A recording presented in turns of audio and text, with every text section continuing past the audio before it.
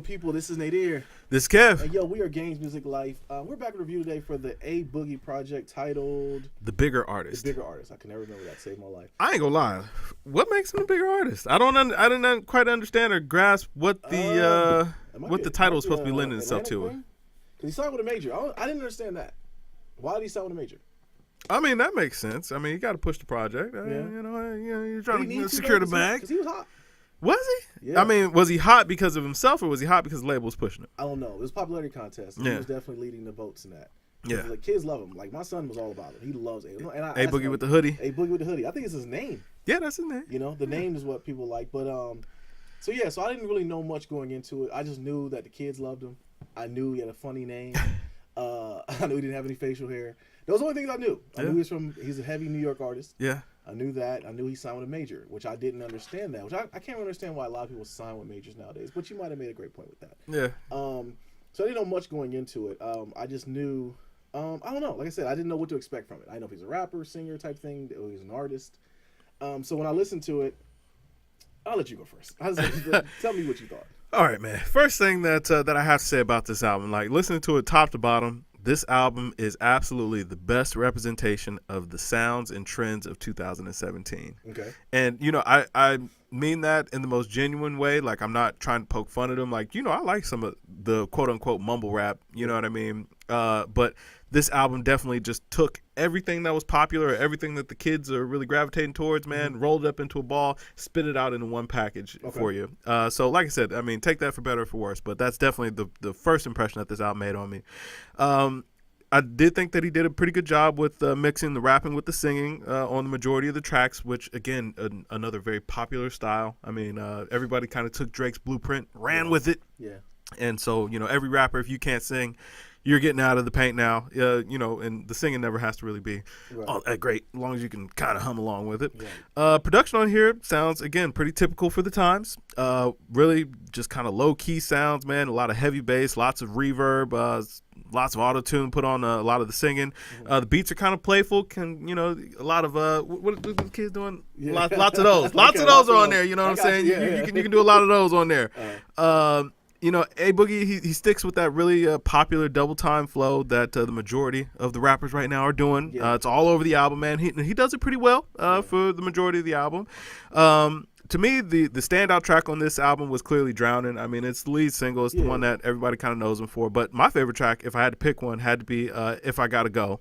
Yeah, I thought that was a really cool track. The one that had the sample of Robin Thicke on it. Good Girl. I think I enjoyed that one a little bit. I know Andy.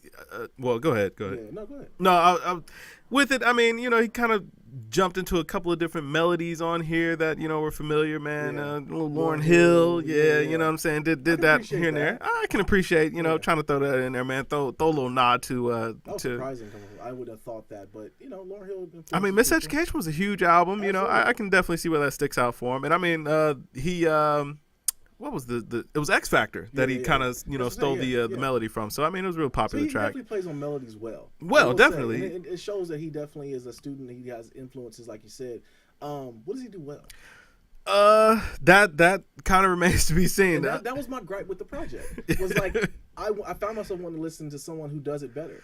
And that's not a knock on him. I'm not a hater. I'm not going to hate on the kid because I appreciate the fact that he does put.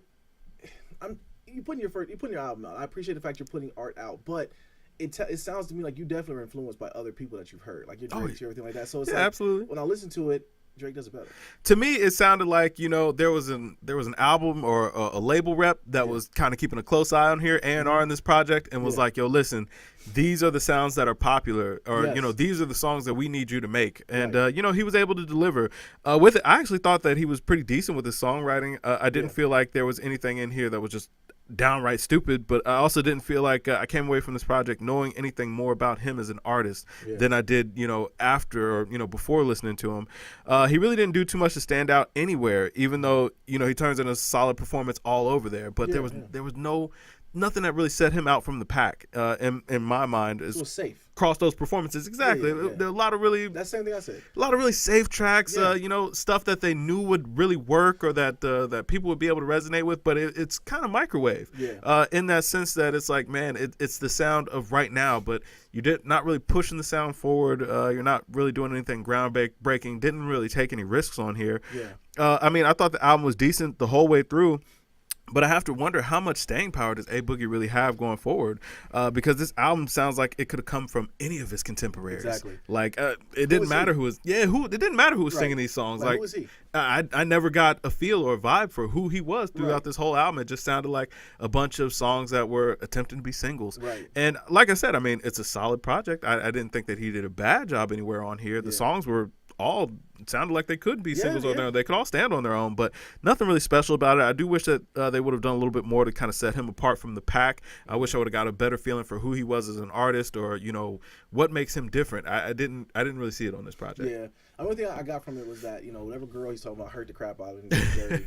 A little whiny at times. I found myself like, I get it, she hurt you. Yeah. I get it, she did you dirty. You kind of came off like a cat on the fence whining at certain points, and I kind of like as a man, I don't know, and it gets to me like, and that's where I think age gaps come between where it's like I get that might be the times and what's going on right now, but I'm cut from a cloth to where you don't put your feelings all out there like that as a man, like and I get it, feelings, and I don't want to take it as far as like not being emotional, but also being a man, like have that bravado, that cockiness about yourself. And he came back with the track with Chris Brown, which was cringeworthy to say the least. Like oh gosh, it was decent, but then it was like when he got to the chorus, I'm like, this is really a song. See, like, I didn't get that vibe that it was like overly emotional. I kind of felt like it was kind of manufactured emotion. Yeah, a lot of times but on that there. goes back to what we were saying, like who is he? Because like I tried to believe that he really did get hurt. Yeah, I tried to believe that, but like you said, I found it to where like it seemed like he was pandering to us, like. He's just doing it because that's what's popular. Making some songs for the girls. Yeah, exactly. Like, making songs for the girls. Yeah, exactly. That's about it. And in a roundabout way, they would feel wanted, which is weird as heck. But yeah, and I found myself asking, like, what does he do well? Like, who is he as an artist? Like, where's the track about your mama? Where's the track about your brother or somebody that means something to you? Yeah. Like just something that means something to you. And it sounded like this whole thing, like you said, was just manufacturing songs. And that's, as a listener, you can pick up on that quick. Yeah. And that's the thing where on the album, like, it wasn't bad. Production was good. He plays on melodies very well, but I hear that from a lot of people. The talent is there. It's just that, I mean, he just didn't do anything different than what anybody else is doing. It literally sounded like, hey, listen, we've got a bunch of songs that we think will work. We want you to perform them. Yeah. And I mean, in 2017, with just the way we were flooded, just inundated with music, I don't think that is a good way to kind of set yourself apart. Like, you might have singles on this album. Yeah, he might sell some records, but he's gonna be here and gone. If he plays that like that. If you keep on going that direction, like that next project, you really are gonna have to kind of separate yourself from the packer.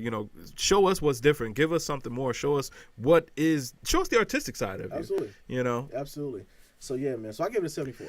I was right at 75. Okay. Yeah, but overall, man, a very, very solid project. Yes. It's not like I want this guy gone or like I didn't enjoy it. It was fine, but it was just it felt like fast food, man. Just really wasn't anything there. Wasn't didn't feed my soul. Right. You know what I'm saying? Right. Exactly, and you can feel it, man. And that's where I try to tell people, go listen to an album that you consider good. And then listen to that, you'll be like, okay, you can see the holes in it. Yeah. You know what I mean? So yeah, man, let's know what you guys think. Hey, Boogie fans, guess what? He's a 100-year book. You're right. Yeah, if y'all enjoyed it, man, hey, man, more power to him. Like I said, we enjoyed what we enjoyed about it. It's just left us wanting a little bit more. Absolutely.